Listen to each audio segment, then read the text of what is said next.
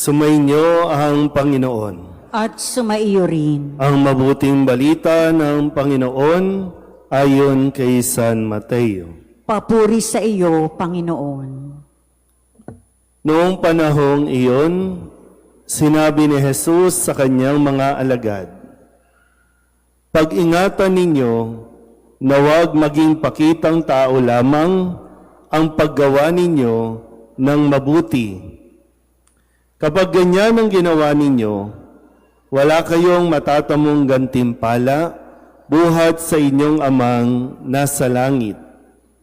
Kaya nga, kapag naglilimos ka, huwag mo nang ipagmakaingay ito, katulad ng ginagawa ng mga mapagpaimbabaw doon sa sinagoga at sa mga lansangan. Ginagawa nila ito upang purihin sila ng mga tao. Sinasabi ko sa inyo, tinanggap na nila ang kanilang gantimpala. Ngunit kung naglilimos ka, huwag mo nang ipaalam ito kahit sa iyong pinakamatalik na kaibigan, upang malihim ang iyong paglilimos. At gagantihin ka ng iyong amang nakakakita ng kabutihang ginagawa mo ng lihim. At kapag nananalangin kayo, huwag kayong tumulad sa mga mapagpaimbabaw. Mahilig silang manalangin ng patayo sa mga sinagoga at sa mga panulukang daan upang makita ng mga tao. Sinasabi ko sa inyo, tinanggap na nila ang kanilang gantimpala.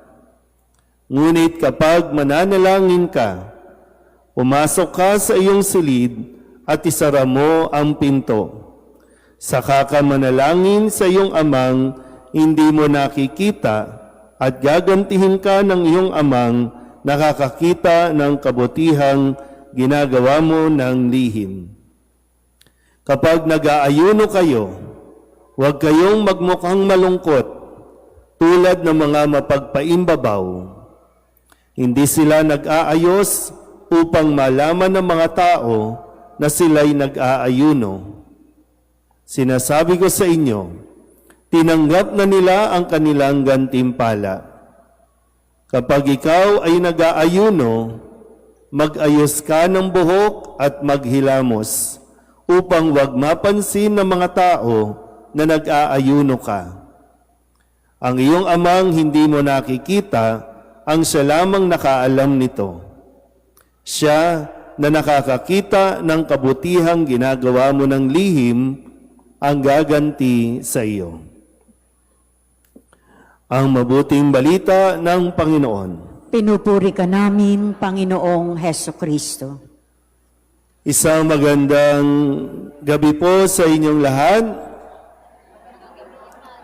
Pakisabi sa katabi, maligayang pagbabalik. So, tayo pong lahat ay inaanyayahan sa pagsisimula ng panahon ng Kwaresma. Pakisabi nga po, Kwaresma. Kapag sinabing Kwaresma o Lent, yan po ay 40 days o 40 araw na paglalakbay, 40 araw na paghahanda para sa pagdiriwang ng Misteryo Paskal, yung ating pagpapakasakit o pagpapakasakit ni Kristo, pagkamatay at muling pagkabuhay. So ganun po katindi yung pagdiriwang na iyon para kailanganin natin ng 40 araw na paghahanda. At sinisimulan yan sa panahon o sa araw na ito ng Miyerkules ng Abo, Ash Wednesday. Marami sa atin, marami sa mga Katoliko ang nagbabalik at masaya naman tayo na nandito muli, no, dahil sa pagdiriwang na ito. Pero ang paalala sa atin nawa, mas unawain natin ng mabuti kung para saan ba itong paglalagay ng abo. Sa mga pagbasa natin, ang panawagan, magbalik tayo sa Panginoon. at bahagi ng pagbabalik sa Panginoon ay ang pagsisisi ng ating mga kasalanan. Kaya, ang paglalagay ng abo, hindi lang ito dapat nakikiuso lang tayo. Hindi ito dapat nakikiisa lang, ay kasi Katoliko ako, Miyerkules ngayon o Miyerkules ng abo, kaya magpapalagay ako ng abo, tapos wala naman tayong gagawin. Kasi mayroong requirement na sa mga magpapalagay ng abo, unang-una, pag may abo ka na sa noo, ito ay lantaran, pero hindi pagmamayabang, kundi pagpapakumbaba na ipinapahayag natin na tayo, ako, ay makasalanan. Hindi po yan palamuti, hindi po yan dekorasyon. Ako ay makasalanan. Hindi mo na kinakailangan ipangalandakan, ipagkasigawan, dahil mismong ang abo sa ating mga noo ang nagsasabi na ako ay makasalanan. Sabihin nyo nga po, ako ay makasalanan. So yung mga hindi kumikilala sa kanilang pagiging makasalanan, walang saysay ang abo sa noo. Para to comply lang ba sa gawain natin? Paano yan? Ngayon, kasabay natin ang mga kapatid nating Muslim sa pagsisimula ng kanilang Ramadan, ng 40 araw na pag-aayuno. Sa atin, mga Katoliko, 1 araw, 2 araw lang ang inihiling sa atin ng pag-aayuno, katamad-tamad pa nating gawin at para bang hirap na hirap tayong gawin, pero makikipag-unahan tayo at magagalit ka pa sa lay minister o sa pare kapag maliit lang yung abo. Mamaya mukha nyo igaganon mo ha. 1, 2, 3, 4,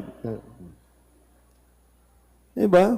Kasi kung tutusin po, noon naman ang pagtanda ng pagsisisi ng isang tao, kung maalala nyo ang kwento ni Haring David, nung mapagtanto niya na siya ay may nagawang kasalanan, di ba nagpagulong-gulong siya sa abo? Nagsuot ng sako bilang tanda ng kanyang pagsisisi, paghingi ng tawad sa Diyos. Ngayon, mabalik tayo. Pag-aayuno o fasting. Sabihin nyo nga po, fasting. Ano ibig sabihin ng fasting? Hindi pagkain. Bawal. O hindi man bawal, no? Bawas ng kain. Yun yung fasting. Sino nag-almusal na dito? Taas ang kamay. Wala pa. Sino na nanghalian dito? Taas ang kamay. Matindi ha. So lahat to, mamaya pa kakain, dinner. Kasi ang nire-require sa atin, 1 full meal lang. Baka naman nagpalagay tayo ng abo, magpapalagay tayo ng abo, pero walang pag-aayuno na ginagawa. Bagamat sabi dito, kung mag-aayuno tayo, tiyakin mo na hindi ito pakitang tao lang, hindi pa imbabaw lang. At ang Diyos ang nakakaalam at nakakakita ng ating intensyon. Fasting. Sabi ng ating mga obispo, ang CBCP, hindi lang tayo sa pagkain dapat mag-fasting. Kailangan din mag-fasting sa paggamit ng mga digital o media, social media, ng internet, ng gadget, fasting din. Nang sa ganon, mas makapaglaan tayo ng maraming oras sa ating kapwa, sa inyong pamilya, lalong-lalo na sa oras ng pananalangin. Kaya ang Miyerkules ng Abo ay palatandaan at paalala sa atin na pakikipag-ugnayan natin sa Diyos. So handa ka ba dito? Handa ka bang maglakbay ng 40 araw o baka mamaya lang pagkatapos ng paglalagay ng abo, wala na. Ang susunod mo na naman pagdalo ng misa ay yung, Hindi mahal na araw. Pero pagdating ng Biyernes Santo, wala. Nandun na sa mga beach. Nasa swimming na. Sabihin nyo nga ulit, fasting. Yan. Bawas ng kain. Bawas ng mga bagay na kung saan tayo masyadong attached. Kung masyado ka nang attached sa cellphone, bawas. Kung masyado ka nang attached sa social media, bawas. Next. Ang sabi din, kinakailangan kung talagang handa ka, at sana naunawaan mo dyan sa paglalagay ng abo, ngayong Miyerkules ng abo, inihilingan din tayo na mag-abstain o yung abstinence. Sabihin nyo nga po, abstinence. Oh. Sa araw na ito at sa Biyernes Santo, bawal ang karne. Kumusta ang kinain nyo kanina? Dapat isda, gulay. Diba? Kaya nga, kung tayo pong mga matatanda na nakagawian natin, diba? Hindi natin naunawaan noon, pero bakit pag Biyernes, galunggong at munggo ang inihahain? Diba? Galunggong at munggo. Medyo napalitan lang kasi nagmahal ang galunggong. Mas mura pa yung baboy, kaya tuloy, puro baboy. Kaya ugali natin, baboy. Pero, yun naman. So, handa ka ba talaga? O baka mamaya naman, mahiya ang baboy sa'yo kasi mayroon kang abo sa noo, tapos nandiyan ka sa sanjupsalan, o nandiyan ka sa mga barbecuehan, at talagang pipila ka pa, maghihintay ka pa. Mamaya ha, pag may nakita kayo nakapila, tapos may abo sa noo, Katoliko yan, pektusan nyo yung gitnang-gitna para matauhan. Kasi para nga saan? So mahuhulog tayo doon sa mga paalala na baka pakitang tao lang ang ginagawa natin, hindi naman natin mapanindigan. Ay sayang na naman ito eh. Wag na. Kaya nga sinusubukan natin ipaunawa sa mga bata na ngayon pa lang ay makakaranas nito at makikita nila na bakit ang dumi ng mukha natin. O hindi yan dekorasyon. Yan ay tanda ng ating pag-amin na tayo ay makasalanan. At dahil lahat tayo makasalanan, wala isa man sa atin ang may karapatang manghusga ng kanyang kapwa. Dahil kahit sino sa atin, gaano man kalaki ang ating kasalanan, handa ang Diyos na magpatawad. Handa ang Diyos na tanggapin tayong muli. Naghihintay nga lang. At masaya ang Diyos na naririto ka. Pero paalala ulit, ha? Magpapalagay ka ng abo. Tapos hindi ka naman magkukumunyon. Ano na naman ang inaarte-arte mo? Diba? Minsan, papalagay lang na abo. Pag nagpalagay na ng abo, kakaripas na, aalis na. Iba, hindi magsisimba. Abo lang talaga. Mamaya may matitira pong abo. Singhutin nyo yung abo. Sige. Diba? Yung misa, yun yung pinakaya nga, nandito tayo. O, ibig sabihin, okay na ang Diyos. O, gusto niya, kasalo ka sa pagkain. Tinanggap ka na nga ng Diyos eh. O, mag-celebrate tayo. Di ba ganun? Tapos ikaw, mag-iinarte ka na naman, hindi ako karapat-dapat. Wala nga karapat-dapat kahit ako. Kahit sino dito, walang pwedeng mag-claim na karapat-dapat siya.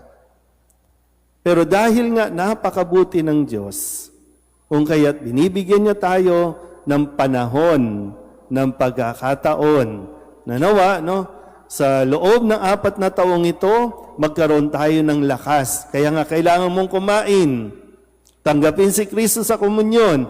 Nang sa ganon, magkaroon ka ng lakas, makapagkumpisan.